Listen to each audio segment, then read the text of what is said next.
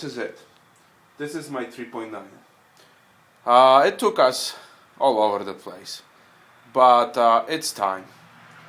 It's been knocking lately, and last Pine Barren trips did not do it any good. The knock is louder, and we've been kicking around this diesel conversion idea for a while now, and I'm thinking, why not? Let's do it now. All right. This is the donor. This is the donor that we brought from Chad, from Nova Scotia. It's a 3.0 turbo diesel Mercedes Benz engine. It's old, but they're pretty much bulletproof, and if we drop this thing in, and it'll work out power-wise and reliability. And we'll get another one and rebuild it. Yesterday we took out the engine. Big hole. Nothing left. We still gotta sort out the old wire harness. We don't need all of those wires. We are gonna keep some though. Some new bushings for it today. Large bushings, very good. And we're gonna use those. Here's our aftermath. Some leftovers from yesterday. Gotta clean up a little bit. And tomorrow looks like Dan's gonna stop by, and we might test fit this. Make some mounts for it, for the frame and the engine, and we'll see how that goes. See you then.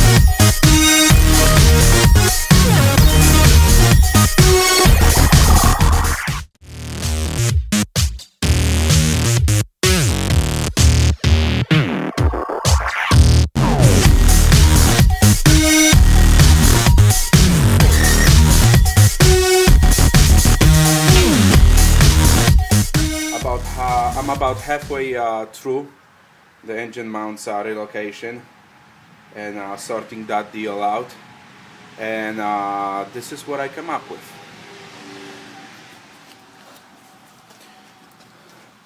I cut those off right there. Those are the original mounts, right? They were located on the frame about like this.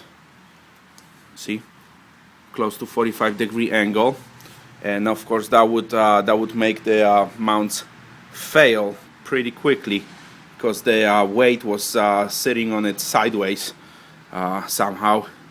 Well, here it is. The Mercedes Benz mounts sit flat right there. See that engine mount pointing down, straight down towards the differential?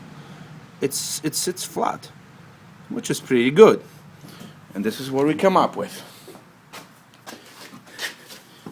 We cut the engine mount off, flip it around, and weld it back on.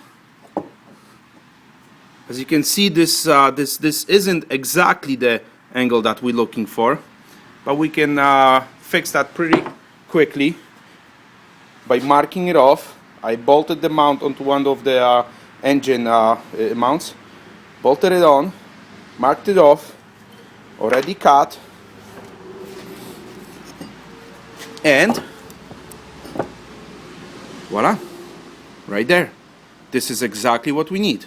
It needs to be cleaned off a little, but I'm not even gonna worry about that. Just weld it on, see if the engine will work. Not work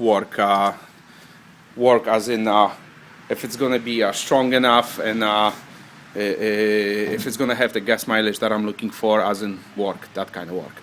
And then if that, we'll button up the rest of the things, like cleaning up the engine mounts and you know, installing the AC and stuff. All right.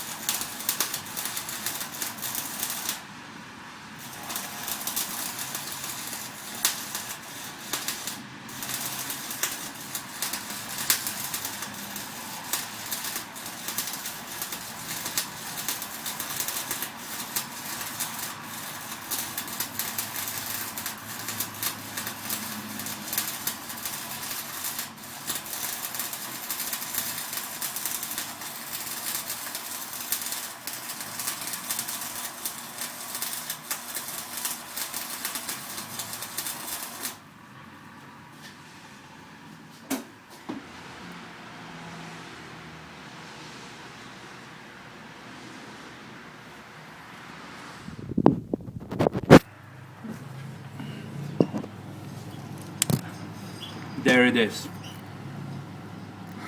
The inside part of the housing of the starter is actually hitting the bell housing, since the Benz diesel starter sits a little bit higher from the original starter from the Land Rover. So it looks like it's either cut out the bell housing, or we can notch it out, because those two holes are not going to be utilized anymore. Yeah, we'll notch it out and see if it goes all the way in.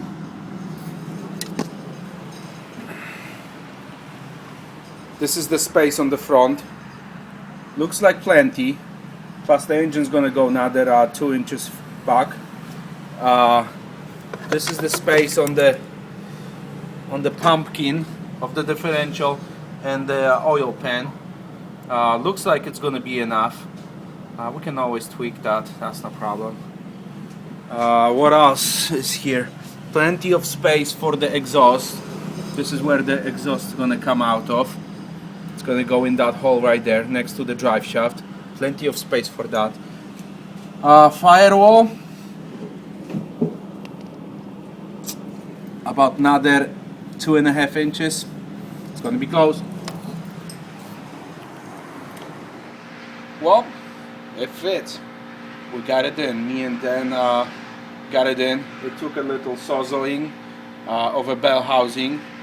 We didn't breach the other wall, just a little bit on the inside to make the starter fit, and it bolted up. It's all on. An interesting piece of engineering over here on a Land Rover bulkhead. Almost makes me believe this engine was made for this, or someone anticipated this. Check this out.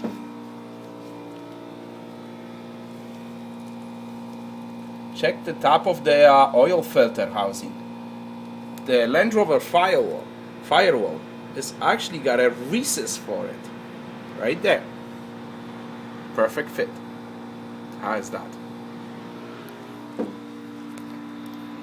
There you have it.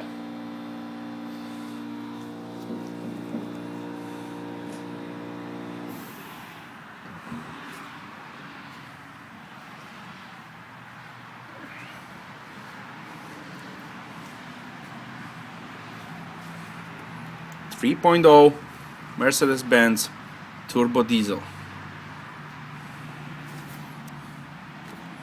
The mount has to be modified a little bit, but that's fine. There's plenty of clearance for the differential. Just a little tight on the side of the power steering gearbox, but that is quite alright. We'll shift this engine over an inch and it's gonna work out perfectly. Little modification to this engine mount and it's gonna be all fine. Just a matter of hooking it up.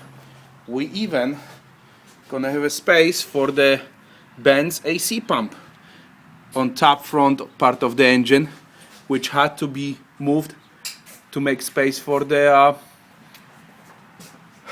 steering gearbox. What do you say, Dan? It will work. We will try to turn over the diesel engine with a jump from Dan's range. There should be some diesel left in the oil filter. It's probably bad, but we'll see. Maybe it'll turn over. Let's see.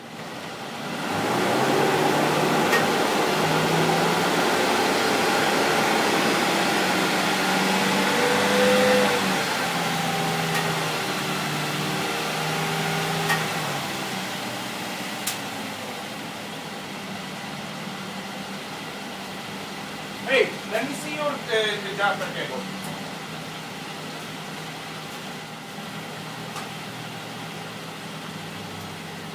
Yellow positive.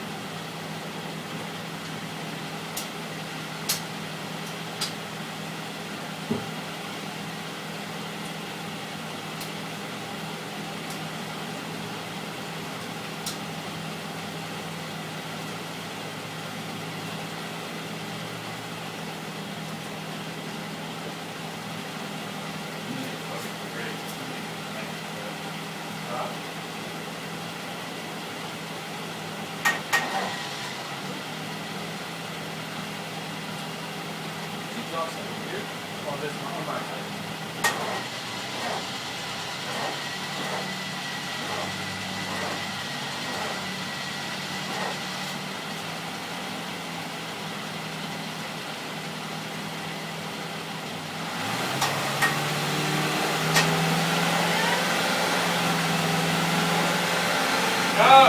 Not enough juice.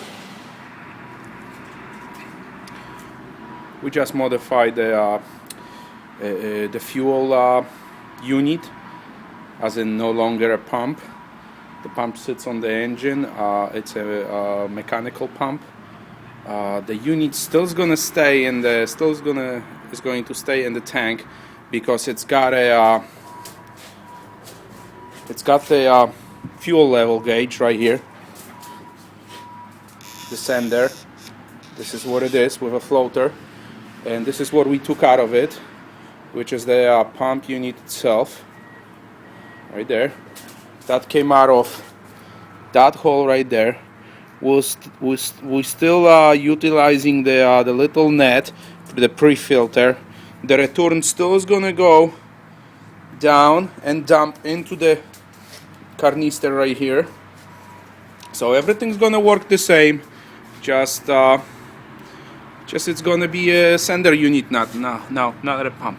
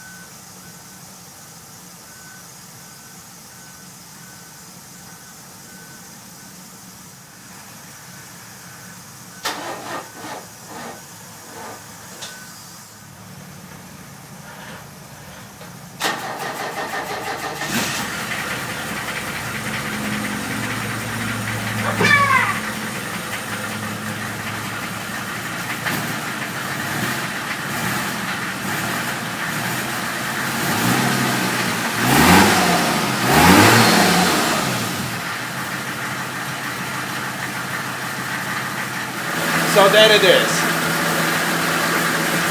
Listen to that thing. Oh wow.